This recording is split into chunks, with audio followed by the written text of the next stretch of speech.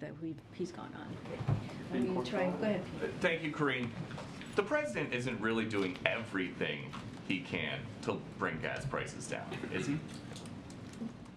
I feel like there's is there something else to the question? Oh, there's a lot to the question. Oh, okay. Well, for example, yeah. as you mentioned earlier, he's meeting today with people installing offshore wind equipment, but not oil and gas CEOs who are rarely ever in town, but they are today. So how did that help lower gas prices? Well, the president has done a, so let me step back for a second.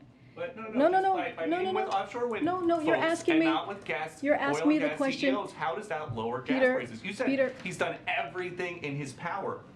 They were a mile away. Peter, you're asking me a question. May I answer? Yes, please. Okay, here we go. I just want to take us back a second on how we got here, right? So we have seen gas prices go up by $2 a gallon. One of the reasons we have seen that, is because of Russia's war in Ukraine.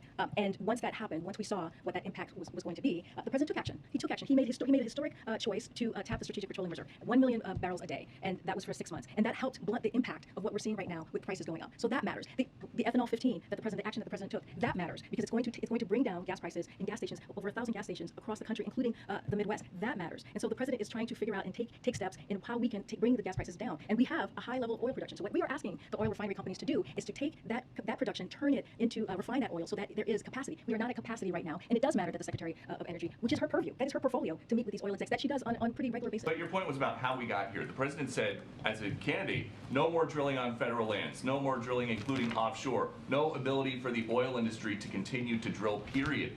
Aren't some of those things that would bring the price of gas down now? Let me tell you how we got here, since you just said how we got here. Due to a decreased demand at the start of the pandemic, U.S. oil companies reduced production and refinery capacity, which is what I was just saying, Peter. Refiners, for instance, cut their capacity by more than 800,000 barrels per day in the year before the president took office. Oil production is now back to near pre-pandemic levels. In fact, we produced more oil in the first year of the president's administration than in the first 2 years of the previous administration. And we are on track to set a new record for oil production next year this time. But oil refiners have still not brought refinery capacity back online. At the same time, as I was just stating to you about Putin's war, Putin's invasion of Ukraine disrupted the global oil supply, and gas prices have gone up nearly to $2 since the beginning of the year before the invasion. President Biden has taken historic actions again to alleviate the pressure and to blunt what the impacts that we have seen because of Putin's war, and that matters, and that's what the president has been focused on.